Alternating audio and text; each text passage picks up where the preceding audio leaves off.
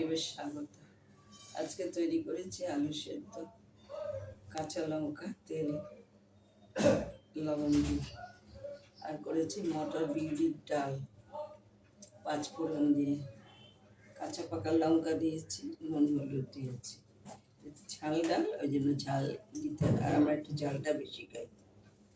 আর করেছি আলু পটলের মালাইকারি।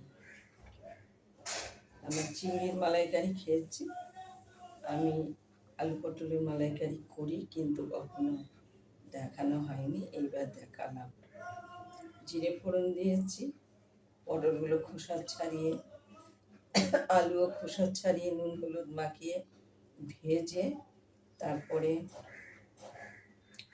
ওইটা তুলে নিয়েছি। জিরে ফোড়ন দিয়ে নারকেল বেটে দিয়েছি, নারকেল কুড়ে নারকেলটা বেটে দিয়েছি,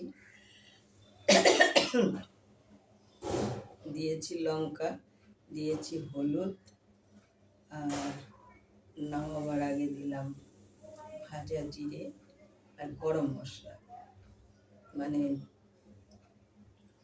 এই এলাচ, দারচিনি, লবঙ্গ, আর দিলাম একটু জায়ফল, আর একটু